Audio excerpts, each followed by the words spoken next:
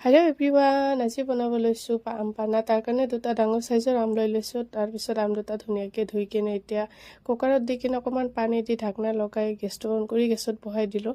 এতিয়া আহিছোঁ পুদিনা পাত তুলিবলৈ। কেইটামান পুদিনা পাতৰ আগ তুলিলোঁ আৰু তাৰপিছত দুটামান চিটি মৰাৰ পাছত মই ঢাকনাটো খুলি কিনে চালোঁ, ধুনীয়াকৈ আমখিনি সিজি গৈছে। এতিয়া আমখিনি নমাই কিনে তাৰপিছত বাকলিখিনি গুচাই ল'ম। আমৰ বাকলিখিনি গুচোৱাৰ পাছত তাৰপিছত চাকু দি কিনে লাহে লাহে মই আমখিনি ধুনীয়াকৈ কাটি ল'ম। মই এতিয়া আমখিনি অকণমান টেষ্ট কৰি চাম কেনেকুৱা, মানে সিজোৱা আম সঁচাকৈ খাবলৈ বহুত টেষ্টি হয়, মানে এইটো টেষ্টটো বেলেগ হয়। এতিয়া এইখিনি ব্লেণ্ড কৰিব দিম। ব্লেণ্ডাৰত আমখিনি দি দিলোঁ। এতিয়া অকণমান ক'লা নিমখ, চাট মছলা, তাৰপিছত জিৰা গুড়ি 2 চামুচ দিছোঁ, চেনি আৰু পুদিনা পাত অকণমান ঠাণ্ডা পানী দি দিছোঁ। এতিয়া এইখিনি ব্লেণ্ড হ'বলৈ দিম। আমখিনি ব্লেণ্ড কৰাৰ পাছত তাৰপিছত চেনি আৰু অকণমান জ্বালা গুড়ি মই মিহলাই লৈছোঁ।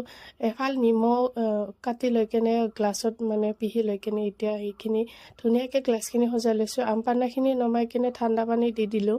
তাৰপিছত ইয়াতে বৰফৰ টুকুৰাকেইটা দি দিছোঁ।